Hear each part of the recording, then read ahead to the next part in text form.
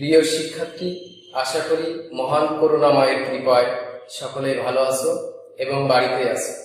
আমি মোহাম্মদ আবুল হাসান, সহকারী শিক্ষক, বাগডাঙ্গা ধকলা মাধ্যমিক বিদ্যালয়, মনিরামপুর যশোর। আমি সপ্তম শ্রেণীর গণিত ক্লাসে সকলের স্বাগত জানাচ্ছি। চলো শুরু করি।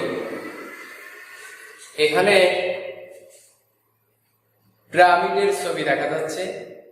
এখানে আমরা দেখতে পাচ্ছি কোনো একটা ছবি আছে, যা দেখে আমরা বুঝতে পারবো এটা একটি ত্রিভুজ। আমরা ত্রিভুজ সম্পর্কে প্রথমে একটু ধারণা নেব। ত্রিভুজ কাকে বলে?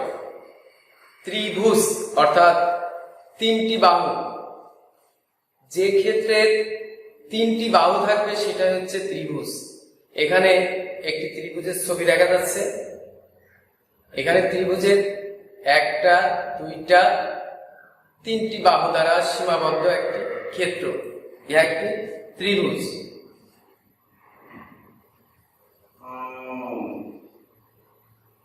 আজকে তাহলে আমরা ত্রিভুজ সম্পর্কে কিছু কথা বলবো।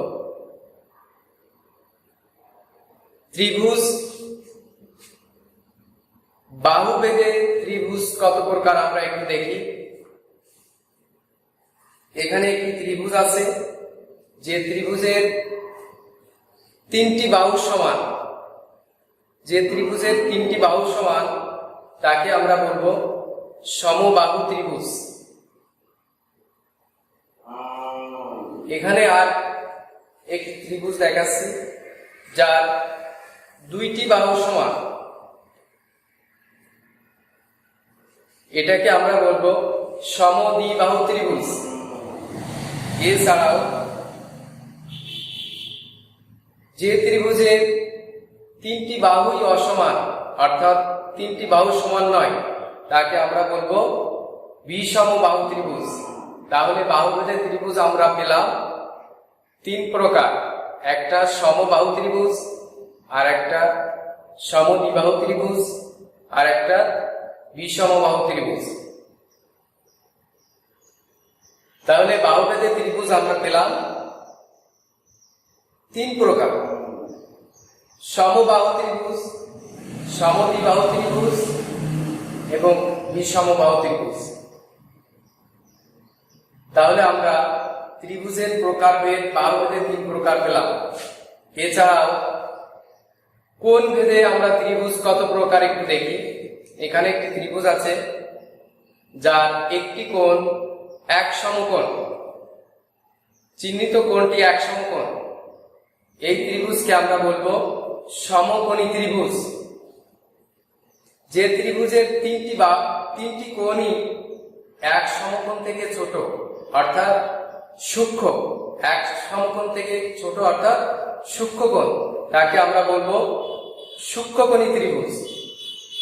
এছাড়াও যে ত্রিভুজের একটি কোণ এক সমকোণ থেকে বড়, অর্থাৎ স্থূল, স্থূল কথাটির অর্থ হচ্ছে বড়।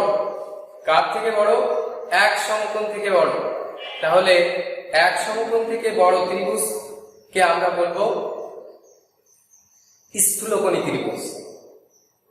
তাহলে আমরা কোণ ভেদে ত্রিভুজ পেলাম তিনটি।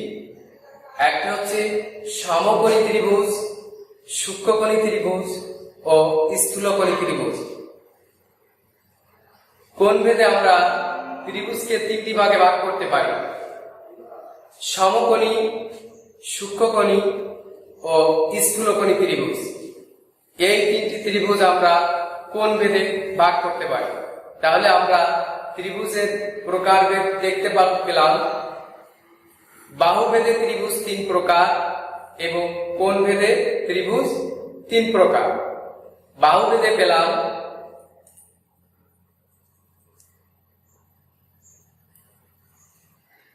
সমবাহু, বিষমবাহু ও সমদ্বিবাহু ত্রিভুজ।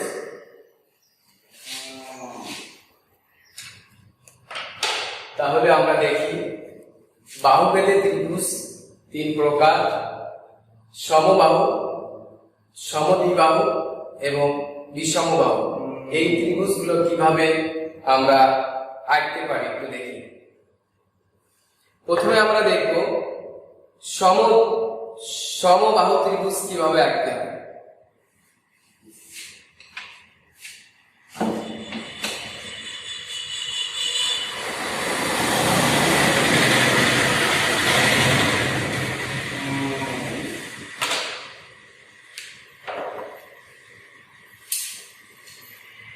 প্রথমে আমরা একটি বাহু নিলাম, এই বাহুর সমপরিমাণ নিয়ে আমরা একই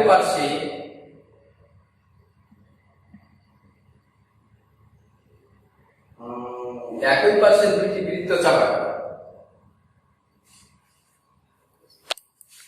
একই পাশে দুইটি বৃত্ত চাপাই। এখন আমরা এটাকে যোগ করি।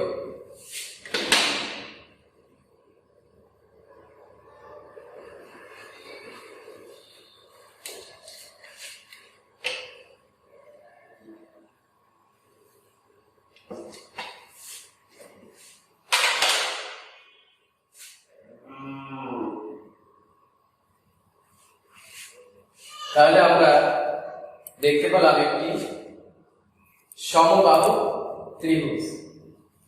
সমবাহু ত্রিভুজ অঙ্কনের নিয়ম, যে কোনো একটি রশ্মি AB নিই। AB এর A এবং B কে কেন্দ্র করে AB রেখার একই পাশে দুটি বৃত্তচাপ অঙ্কন করি। বৃত্তচাপ দুটি পরস্পর C বিন্দুতে ছেদ করে। AC ও AB যোগ করি, তাহলে AB ত্রিভুজ সমবাহু ত্রিভুজ অঙ্কিত হলো। এখন আমরা সমদ্বিবাহু ত্রিভুজ অঙ্কন কিভাবে করতে হয় একটু দেখি।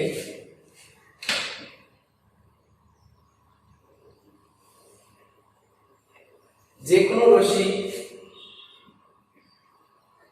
AB দেখুন A ও B কে কেন্দ্র করে যে কোনো পরিমাণ ব্যাসার্ধ নিয়ে AB এর একই পাশে দুটি বৃত্ত চাপাই।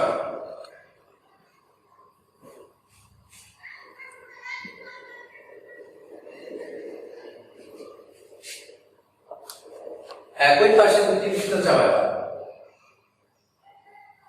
বৃত্তচাপ দুটি পরস্পর C বিন্দুতে ছেদ করে, তাহলে AC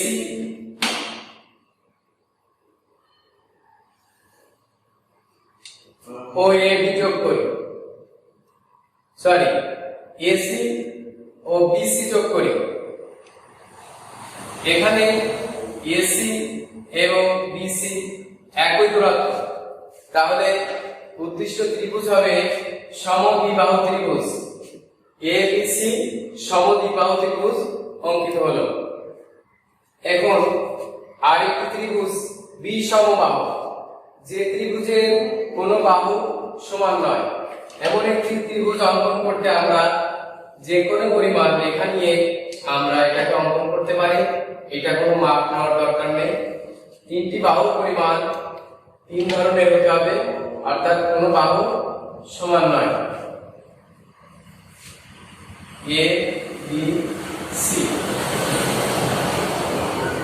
ABC উদ্দিষ্ট বিষমবাহু অঙ্কিত হলো। এটা এটা আলাদা, এটা আলাদা, প্রত্যেকটি বাহু আলাদা, এর জন্য এটাকে বলে বিষমবাহু। তাহলে বাহুভেদে ত্রিভুজ তিন প্রকার পেলাম, আমরা সেটা অঙ্কন করা শিখলাম। সমবাহু ত্রিভুজ, সমদ্বিবাহু ত্রিভুজ এবং বিষমবাহু ত্রিভুজ, এই তিনটি ত্রিভুজ আমরা অঙ্কন করা শিখলাম। এছাড়াও আর তিনটি ত্রিভুজ হচ্ছে সমকোণী ত্রিভুজ, সূক্ষ্মকোণী ত্রিভুজ ও স্থূলকোণী ত্রিভুজ। এই তিনটি ত্রিভুজ আমরা কোণ ভেদে এটাকে আমরা পৃথক করতে পারি। আমরা একটু এর সংজ্ঞা জেনে নিই। সমকোণী ত্রিভুজ অর্থাৎ যে ত্রিভুজের একটি কোণ এক সমকোণ, সেই ত্রিভুজকে আমরা সমকোণী ত্রিভুজ বলে থাকি। সূক্ষ্মকোণী ত্রিভুজ অর্থাৎ যে ত্রিভুজের একটি কোণ সূক্ষ্ম অর্থাৎ 90 ডিগ্রি থেকে ছোট বা এক সমকোণ থেকে ছোট, সেই ত্রিভুজকে আমরা সূক্ষ্মকোণী ত্রিভুজ বলে থাকি। এছাড়াও স্থূলকোণী ত্রিভুজ, যে ত্রিভুজের একটি কোণ স্থূল অর্থাৎ এক সমকোণ থেকে বড়, যে ত্রিভুজের একটি কোণ এক সমকোণ থেকে বড়, সেই ত্রিভুজকে আমরা স্থূলকোণী ত্রিভুজ বলে থাকি। তাহলে আমরা কোণভেদে ত্রিভুজ 3 প্রকার পেলাম: সমকোণী, সূক্ষ্মকোণী ও স্থূলকোণী, এই 3 ধরনের ত্রিভুজ। প্রিয় শিক্ষার্থী বন্ধুরা, তোমাদের আমি একটি বাড়ির কাজ দিয়ে আজকের ক্লাস এখানে শেষ করব। বাড়ির কাজটি তোমরা তোমাদের খাতায় লিখে নাও।